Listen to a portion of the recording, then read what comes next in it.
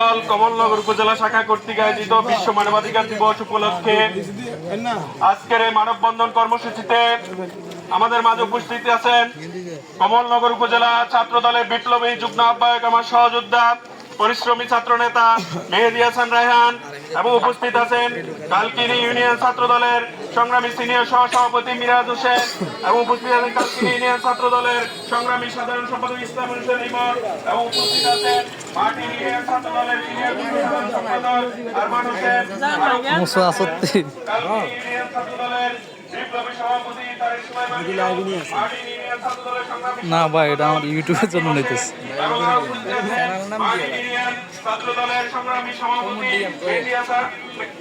তাল্লাই তো আইসি না, তাই না এবং কালকিনি ছাত্র দলের কালকিনি এবং মাটি ছাত্র দলের সকল নেতৃবৃন্দ উপস্থিত আছেন। সবাইকে আমার বাংলাদেশ জাতীয়তাবাদী ছাত্র দল কমলনগর উপজেলা শাখার পক্ষ থেকে আন্তরিক শুভেচ্ছা অভিনন্দন। প্রিয় উপস্থিতি, অনেকেই আজকে এখানে উপস্থিত আছেন।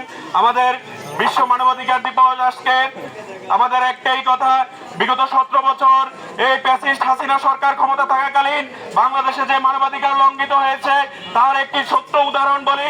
গতকালকে ডিএমপি কমিশনার উনি একটা জরিপ দিয়েছেন, বিগত সরকারের 2018 থেকে 24 অব্দি এই 5 বছরে বিচার বহির্ভূত হত্যা হয়েছে 16,500 জন মানুষ বিচারের বাইরে খুনের শিকার হয়েছে।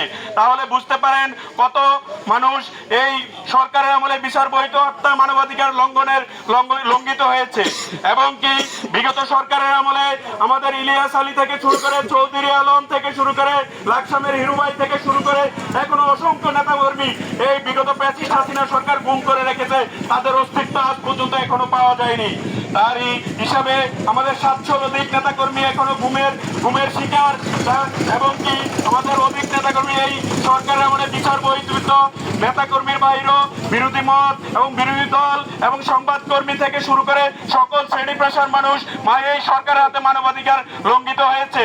তাই আমরা উদাত্ত আহ্বান জানাবো আজকে বিশ্ব মানবাধিকার দিবস উপলক্ষে যারা এই মানবাধিকার লঙ্ঘনের সাথে জড়িত, সাবেক যারা জড়িত ছিল এই সরকারের পৃষ্ঠপোষকতায় যারাই ছিল, যত আইন শৃঙ্খলা বাহিনী এবং সরকারের মূল দোষর এই ফ্যাসিস্ট হাসিনার বিচারের দাবি এবং বিচার কার্যকর করতে হবে। যারা এই মানবাধিকার লঙ্ঘনের সাথে জড়িত সবাই সর্বোচ্চ শাস্তি, মৃত্যুদণ্ড দাবি করে আমি আমার বক্তব্য শেষ করছি এই মুহূর্তে।